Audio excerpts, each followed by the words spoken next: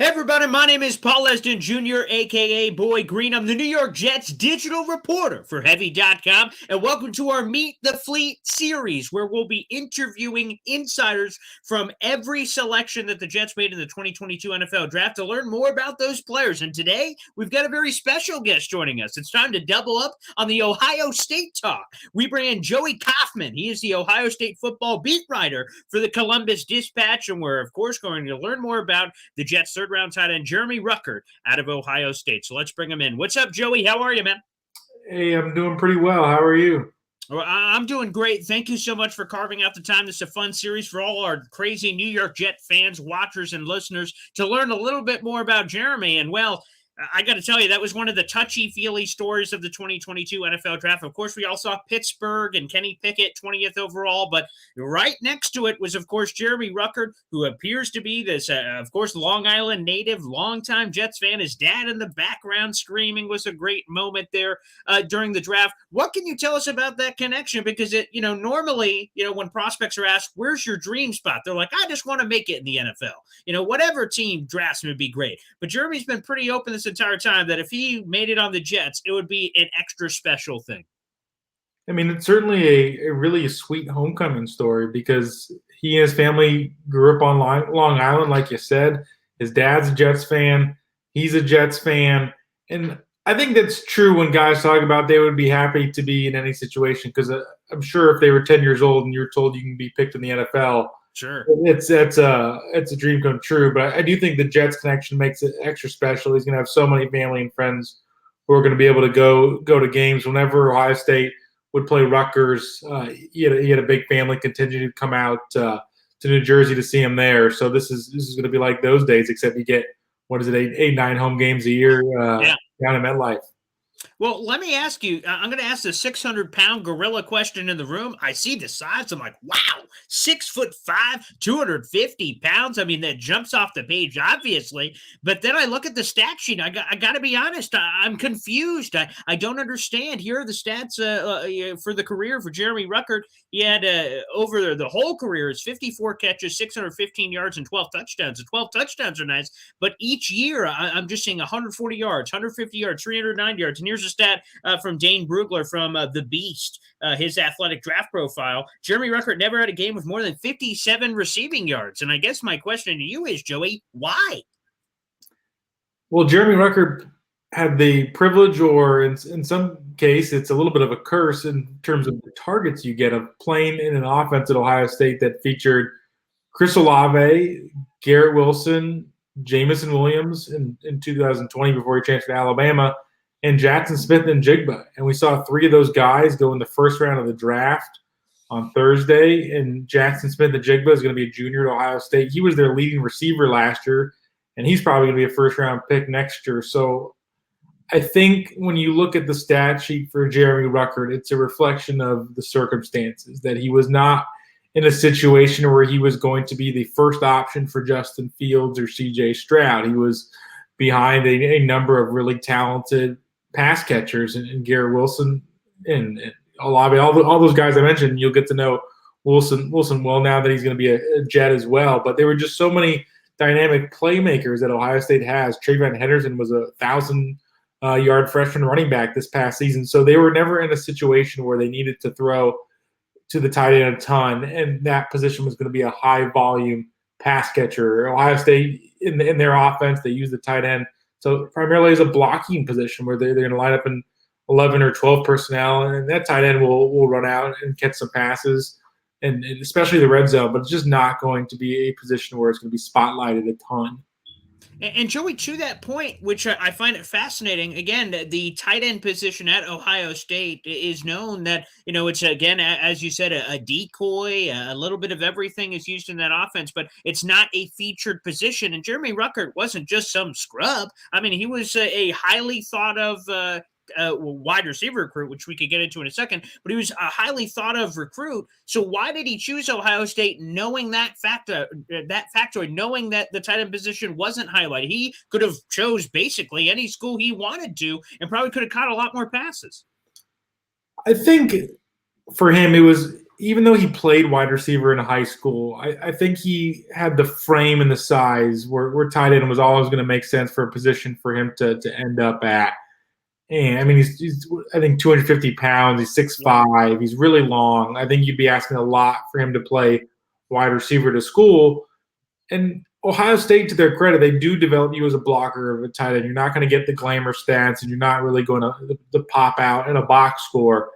But he maintains, and other tight ends who have come through Ohio State have made the same point that they're going to help you grow as a blocker in your technique and run blocking and pass blocking and make you a well-rounded, complete player, which I think is why this is a bit of an upside pick. And I think he has the tools and physical traits to really to blossom in the NFL, because he could be in an offense or he could be in a situation where a team wants to use him as a pass catcher. And I think he could do that. I don't think there's anything that would prohibit him from carrying a larger role in the passing game. I think he just needs to probably that just is not what he was asked to do in college. But I think it made him more of a well-rounded, complete tight end, because it's a position that asks you to really do everything in football other than run the ball. You have to pass block, run block, and catch the ball. So I think from his perspective, it helped him really grow as a player. Now he goes into the pros with maybe some more blocking prowess than coming out of high school. And let's talk about that transition real quick for those who don't know. Again, a wide receiver in high school, but he made the transition.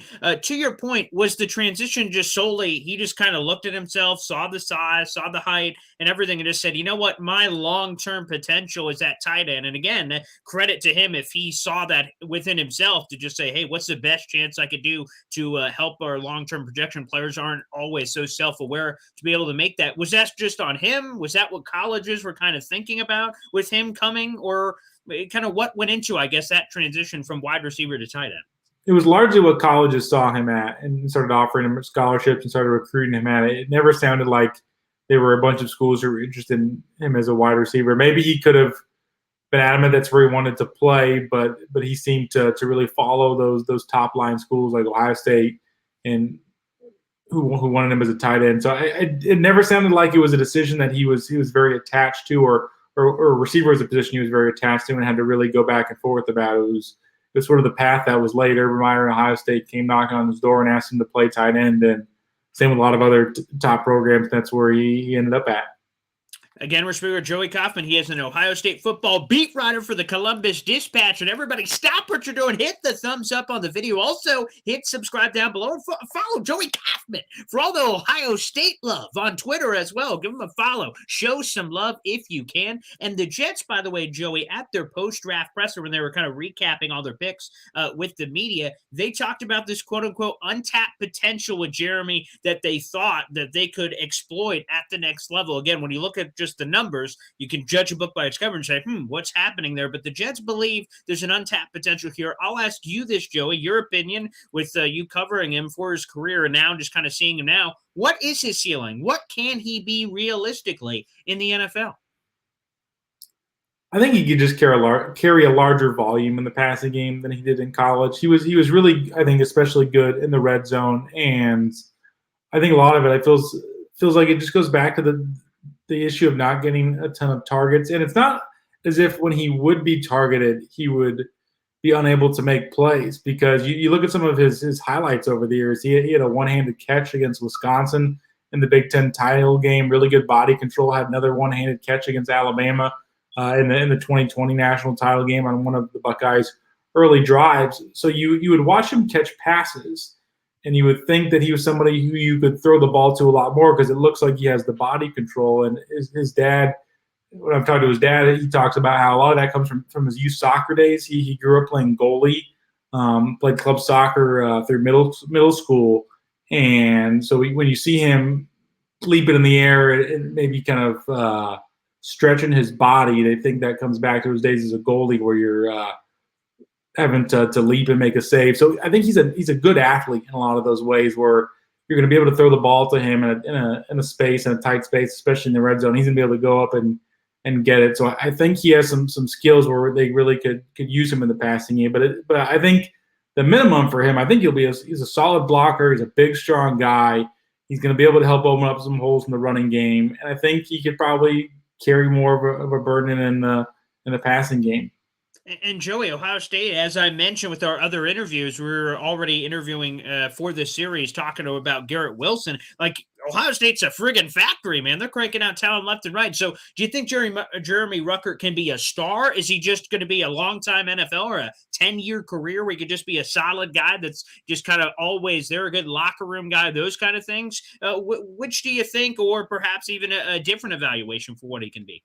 I feel like he has a high floor. I don't. Okay. The star is always hard to say, just because, especially for him, we haven't seen it a ton. Would it surprise me? I guess not. But to me, he feels like a very safe pick, really good value because of the upside that he brings. But he also was a pretty complete player at Ohio State. You didn't see him miss a ton of blocks. You saw him be consistent. He was a good program leader for them. He was one of the representatives at Big Ten Media Days last year. Usually they pick a couple of the seniors that they feel really good about to be a good face for the program. So I think he checks all of the boxes. There's no really red flags for him. So that, to me, he feels like a guy you can come in and make an impact with a high ceiling too.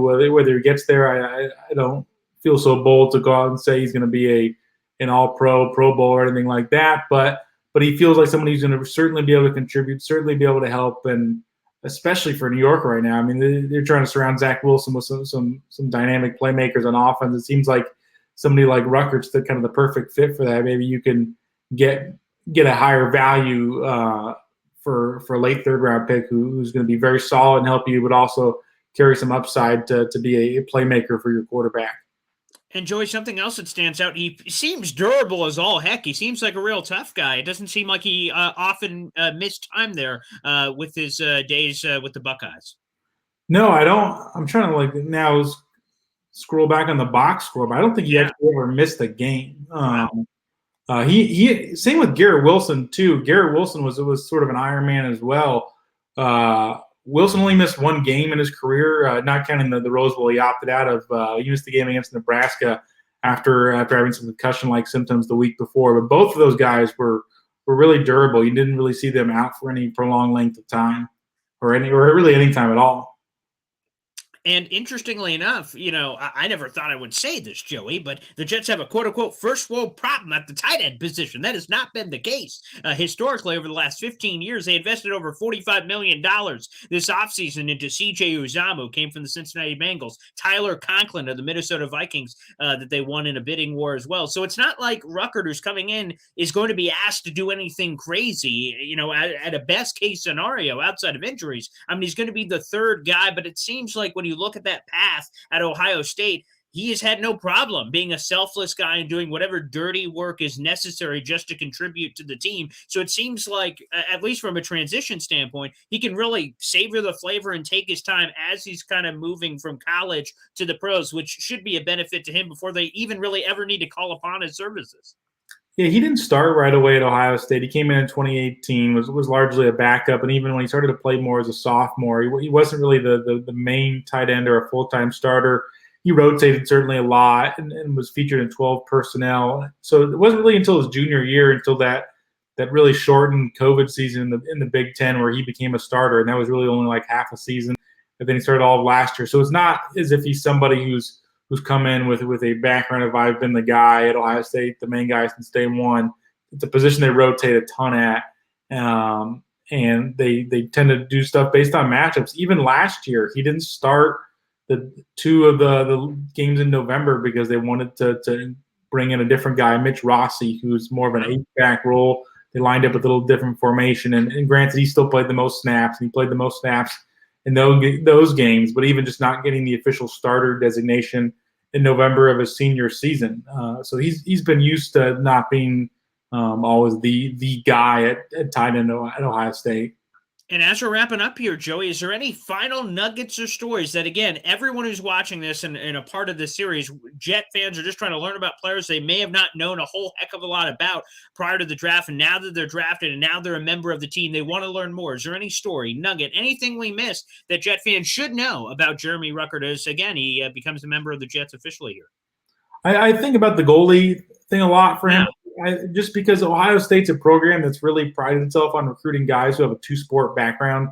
And Ruckert's fits that bill where you're able to maybe pick up some skills from another sport, and that's helped him with his catch radius, just having been a goalie and being able to move around the pipe. So that was always, I think, stood out to me about him, because you hear coaches in the recruiting trail talk about they like guys who played multiple sports in high school, and sometimes that comes down to basketball. That's the one you hear about the most. Garrett Wilson was a basketball player. It's where he gets a lot of his leaping ability from. So Ruckert's in that same package. You just don't always hear about. I feel like soccer is not one that always I don't think so. Up where you have this football soccer translation. It tends to be, I think, more of hoops or even some of the bigger guys. You hear about wrestling, helping with some defensive line. But soccer's, that was a new one for me. So that stands out about Jeremy Ruckert's story.